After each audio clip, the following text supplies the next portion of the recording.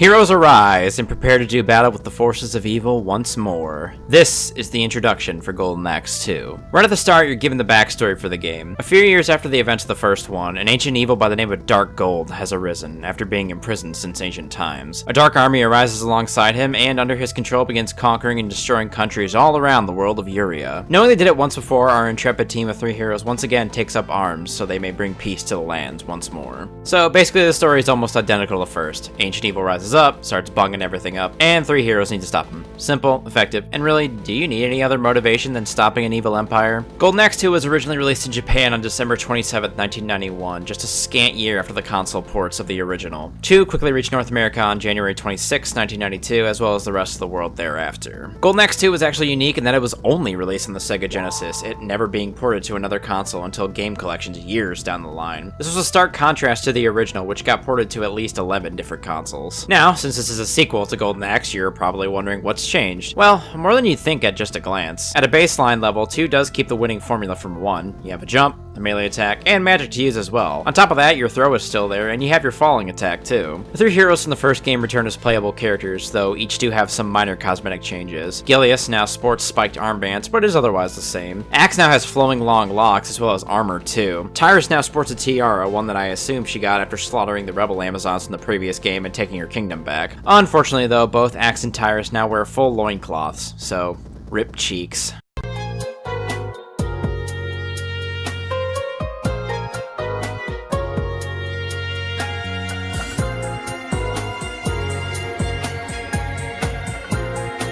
Gilius and Axe have also changed their respective schools of magic. Tyrus maintains her fire magic, thankfully, even still having a dragon show up to torch the screen for her max level spell, though the dragon is a lot smaller now since he can fit on the screen, unlike in 1. Gilius now sports the ever-devastating school of fart magic.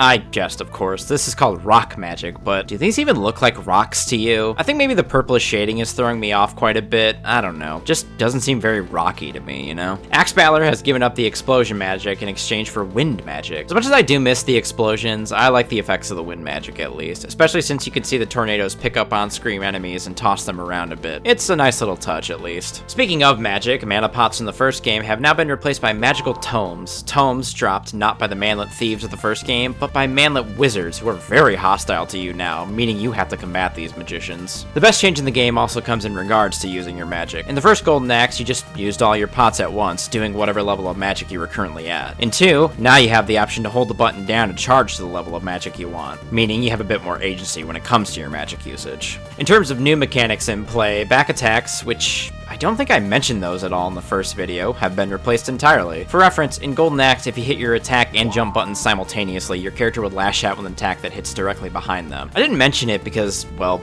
frankly, the back attacks are kind of useless. Only hitting behind you does kind of limit its use, and while I feel like the purpose of the move is for clearouts, if you're going to clear out an area, your best option is just jumping and mashing your normal attack. Regardless, they've been replaced by legitimate special attacks now, each one totally unique to each character, of course. Gilius plants his axe into the earth and spins himself around for his. Axe has a sick uppercut which you can combo into, and Tyrus does her best Guile impression.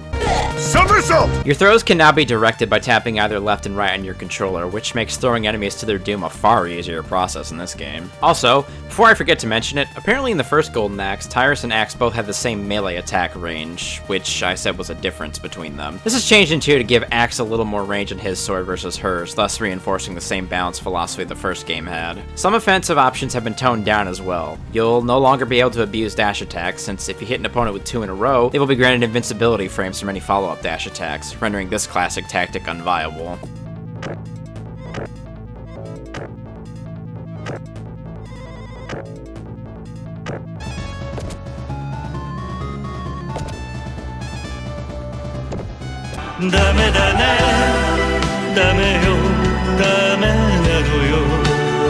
You'll also no longer be able to abuse falling attacks against slower enemies, as anti-air hitboxes are so fucking huge now. Larger enemies might as well be shooting anti-dwarf missiles whenever you enter their airspace. I did learn later you can circumvent this by trying to make the fall as ambiguous as possible, so it technically is still possible, it just takes a little more effort. Even with these nerfs though, I feel like the additions help smooth the experience out just fine. As much as I miss exploitable tactics, these changes help make the game a bit more challenging since you can't just exploit the AI so easily. There are 2 modes to play it in Golden Axe 2. You have the standard arcade mode, a fun adventure adventure through the lands of Yuria to destroy Dark Guild and all of his forces, and the duel once again makes its return, same as it was in the first game. As for the levels in-game, there are 6 to battle through, starting in a sacked village, heading through some ancient ruins to a mountainside fortress, and lastly through a lava-adjacent cave affectionately called the Dragon's Throat. Thereafter, you arrive at Dark Gold's castle, battling on the outside and in the interior as well. Golden Axe 2 also features a near entirely new rogues gallery to do battle with on your journey across the lands. Gone are the predominantly human enemies of Death Adder's army, and in their place are the far more bestial and unholy creatures of Dark Gold. The Grenesse takes the place of our grape-wielding foe from Golden Axe 1, these guys being more moderately armored and attacking with double claws. Facing the Longmoan is the fairly similar Zakar. His club lacks spikes, but is twice as big to make up for it, on top of the fact the art for this particular warrior definitely makes him out to be fairly orcish in look, as opposed to just a human. The one enemy making their triumphant return in Golden Axe 2 are, of course, just to drive me crazy, are the Skeleton Warriors. They return, but they now eschew their falchions in favor of wicked hand size. Thankfully, they don't seem as strong as they used to be. Stepping in for the Amazon Warriors as slightly higher tier normal enemies are the far stronger and far sexier Hell Lizards. Lizard men armed with shield, longswords, and the devastating tail swipe ability formerly only seen on the Bizarrians. Since I brought them up,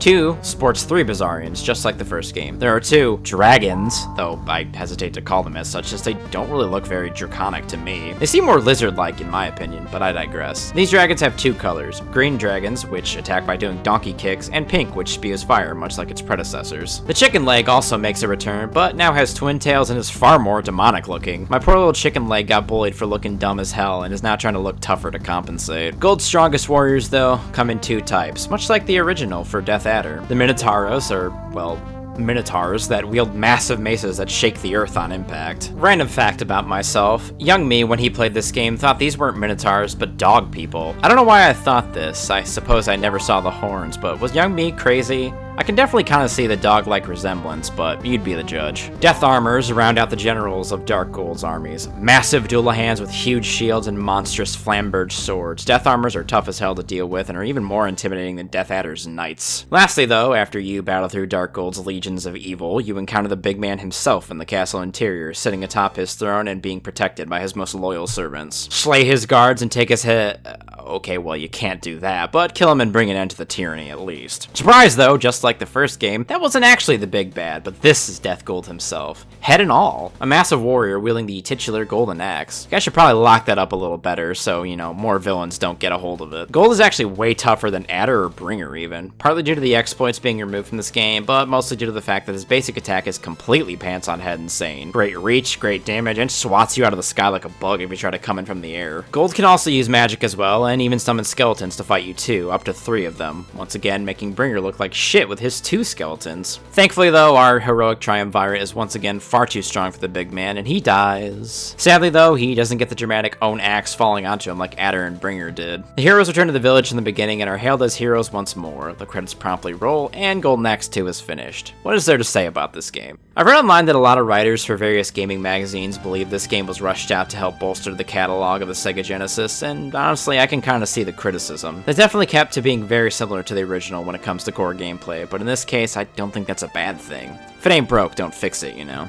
Not to mention all the new mechanics and adjustments help to make the game better, even if I desperately miss stun-locking enemies with dash attacks. The sounds and the music this time out are a bit weaker though, in my opinion. Not that they're bad or anything, there are definitely some bangers in here, but they pale in comparison to the original's OST. Also, some of the tracks have a weird hip-hop style sound to them. I don't hate it, but I do think it's a bit of a bizarre choice for a Golden Axe game.